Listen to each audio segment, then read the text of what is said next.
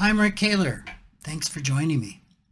The similarities with money and food have always intrigued me. They both tap into a deeper and often hidden part of ourselves that really isn't easily seen by others and specifically us. While I've long suspected a connection between food and money exists, hard evidence seemed pretty elusive. That was until I met Celia Clark. She's a therapist from Scotland, living in the Orkney Islands to be specific, and she specializes in body image issue. Celia is also trained in internal family systems therapy, as I am. As we talked, a really fascinating parallel pattern emerged. Our clients, grappling with seemingly disparate challenges, were often caught in the same internal struggles. Here are just a few of the common factors that we found in working with our clients who have problematic relationships with either food or money. The first is that more information doesn't solve the problem. That's nothing new to listeners of this particular YouTube channel. Learning more about money and how it works alone is not enough to help people change problematic money behaviors. Similarly, more knowledge about nutrition or this diet plan or that diet strategy isn't going to help someone resolve problematic eating behaviors. You just need a budget and saying, oh, it's as simple as eating less and exercising more. Those really aren't helpful in creating lasting change. Real change occurs when we examine and connect with the emotions and the stories behind the problematic behavior. Second, it's not about the money or the food. The problematic behavior is about emotional needs that are not being met. It's about the relationship with money or food and the use of money or food in an attempt to heal or avoid emotional pain. Celia sees her clients bonding with food as a replacement for an unmet relational need in their lives, in the same way that I see people bonding with money to replace the same unmet relational needs.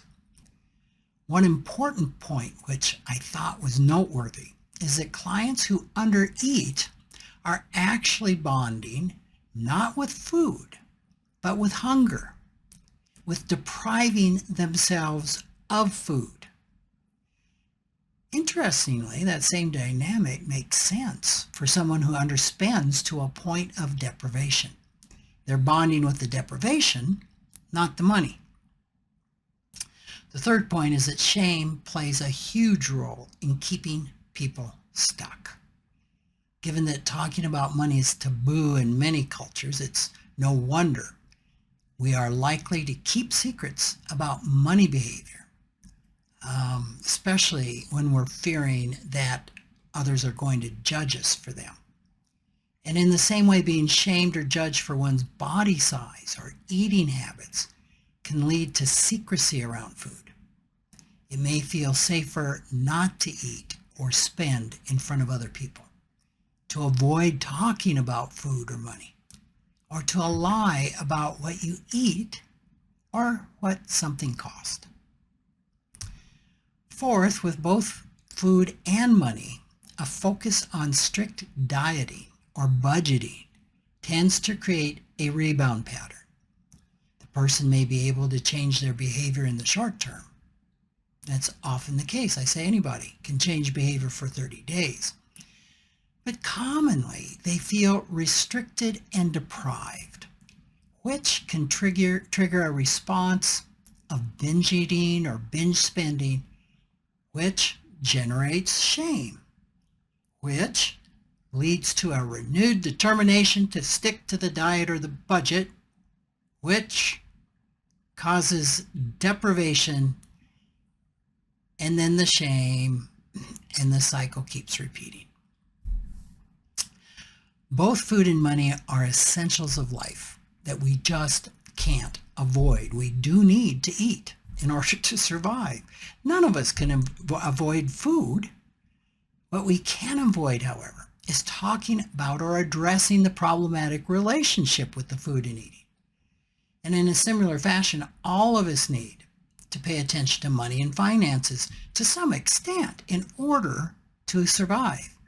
People who have most of their money scripts in the money avoidant category may avoid learning how to manage money well or make choices that keep them in relative poverty. Yet they still have to find some way to pay for food, for shelter, and for other basic needs of daily living.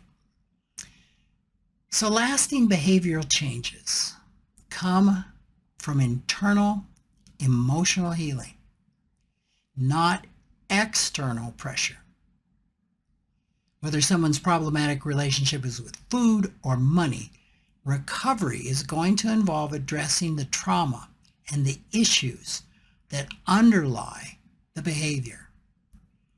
Once someone is then able to explore and resolve their unmet emotional needs, they can then begin to free themselves from the destructive and inevitably unsuccessful cycle of trying to use money or food to meet those needs. Both nutritional health and financial health have their roots in emotional wellness and well-being. Thanks for listening.